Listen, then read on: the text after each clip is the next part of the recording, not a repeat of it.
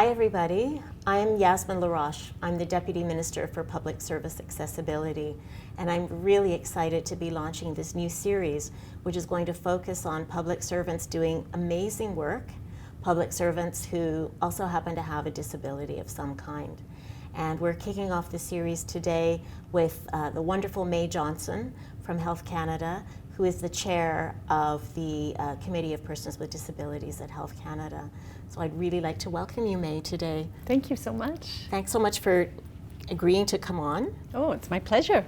Why don't you tell us a little bit about yourself and a little bit about the kind of work that you do? I am currently the director of the Bureau of Policy, Intergovernmental and International Affairs.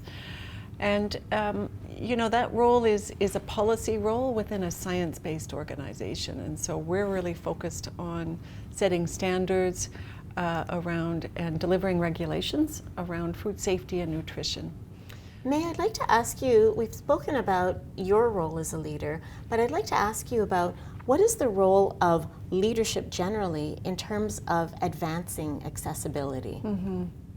So at Health Canada right now, we have something, a kind of action plan that senior management has committed to implementing. And that's the leadership dimension. That's where the senior management in the department has said, this is something that is critical for us as an employer to lend our support behind and fully implement. Of course, each department is different in how they organize themselves, but that's a dimension of the management leadership as well, where there is usually a senior manager, a senior executive identified who is really responsible for thinking about advancing the voice and the actions of the employee network. I'd be really interested in knowing what kind of challenges have you faced then in the work environment? What kind of support have you gotten to help deal with some of those barriers? I do have a congenital hearing loss, so my hearing is deteriorating over time. And I have pretty significant tinnitus, which often accompanies a hearing loss. And there was always a tension in my mind, knowing that I have a physical impairment, and I never wanted that to interfere.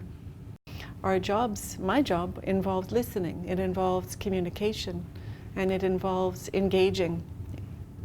So when I'm limited in that, on a phone call, for example, or at an international meeting, when I'm trying to hear the interpreters, it can really pose some significant issues for me. So quite a number of years ago, I was looking for various pieces of advice or what kind of supports would be available to me as my hearing deteriorated, and I needed more than just my hearing aids to function in meetings particularly.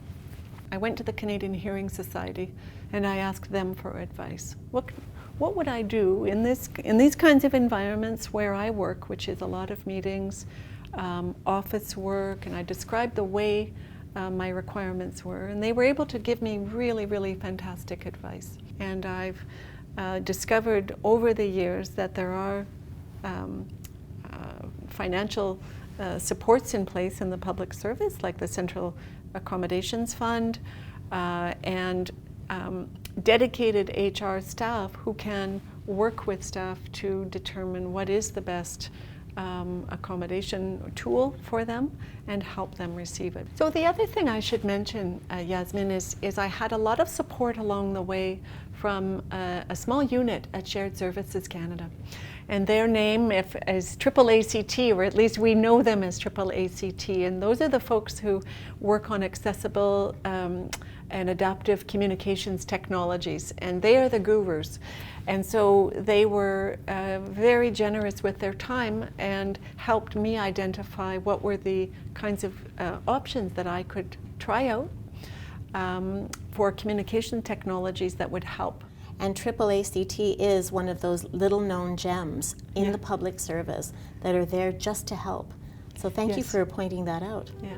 Thank you, Mae. Yeah, you're welcome.